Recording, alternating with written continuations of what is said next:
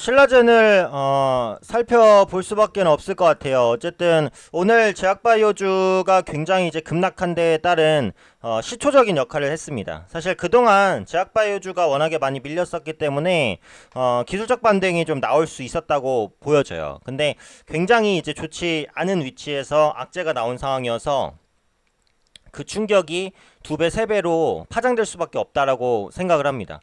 그래서 많은 분들이 이제 기사를 보셨겠지만 내용은 그렇죠. 신라젠 현직 임원이 보유 주식을 전량 매도했다라는 겁니다.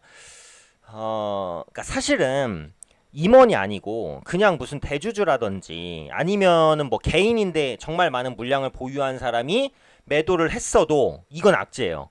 근데 문제는 임원이 팔았잖아요. 임원. 네, 신라젠의 신연필 전무라고 합니다.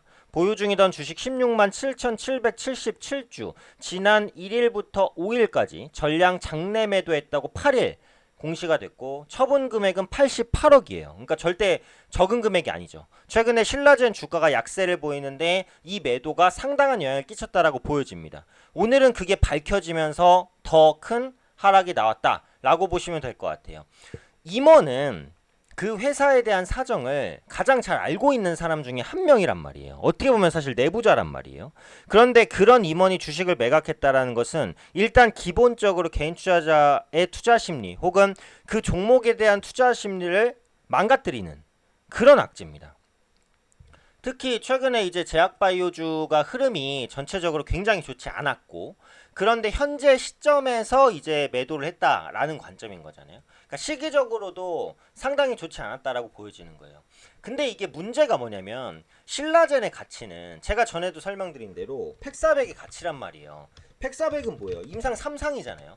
임상 3상은 그 제약주의 최대 기대감이 부각될 수 있는, 이게 이제 성공하냐 실패하냐 시판하냐 어쩌냐에 따라서 그 종목의 가치가 현격하게 달라지는 기로에 서 있는 그런 상황이에요. 근데 지금 보시면은 팩사백이 임상 3상에 지금 들어가 있잖아요. 그래서 결과 발표가 향후에 나올 텐데 그 팩사백을 앞두고 매도가 나왔어요. 그런 부분들은 굉장히 시장에는 충격적이죠. 어떻게 받아들이는 거예요, 시장은?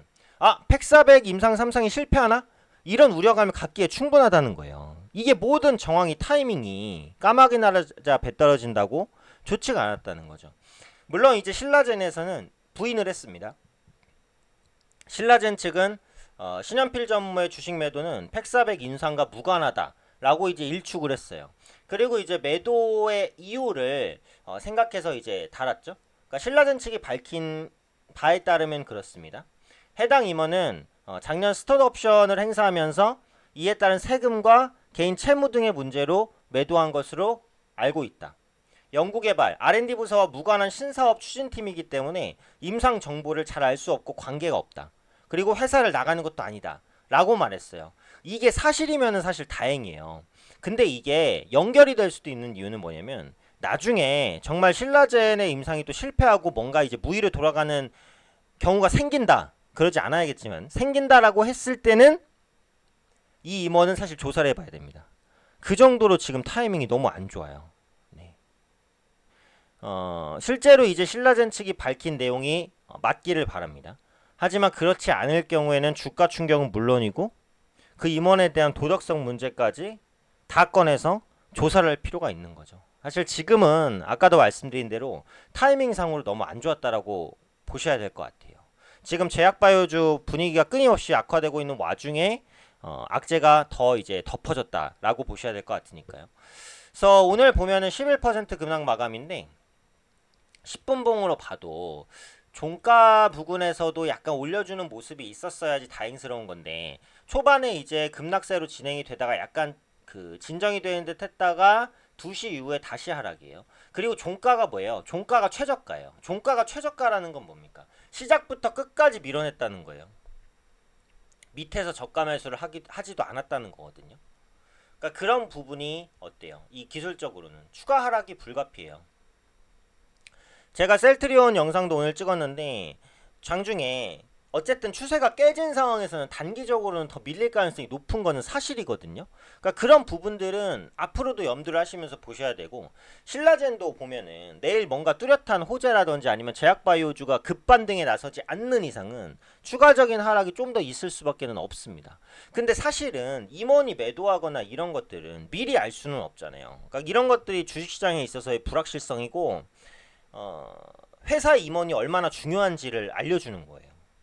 그러니까 지금까지는 그 주식을 판단할 때 재무제표나 실적이나 아니면 신약이든 모멘텀이든 외형성장이든 수급이든 이런 것들로만 판단했잖아요. 앞으로 주식은 그 임원에 대한 정성적 평가, 그러니까 임원의 성향, 임원의 자질 이런 것들도 평가 항목에 포함이 돼야 되는 거예요. 이런 부분들에 인해서 태클을 걸고 있는 게 뭡니까? 국민연금 등이 시행하고 있는 스튜어드십 코드죠. 네. 적극적인 의결권 행사. 이런 것들이 보통은 이제 도덕성에 반하니까 진행을 하는 그런 요인들인 거잖아요.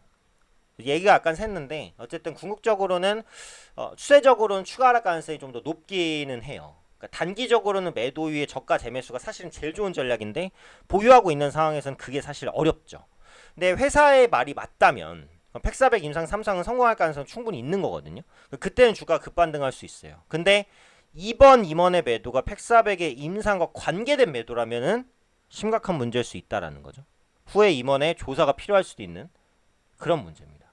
어쨌든 이번 이슈로 인해서 셀트리온도 같이 영향을 받으면서 급락하고 제약바이오주가 웬만해서는 지금 다 밀렸어요. 그래서 지금 당분간은 제약바이오주 투자 심리가 빨리 개선되기는 조금 어려울 것 같아요. 그래서 상대적으로 이제 오늘 선방한 제약주를 보면 실적이 좀 받치는 제약바이오주가 선방을 했거든요.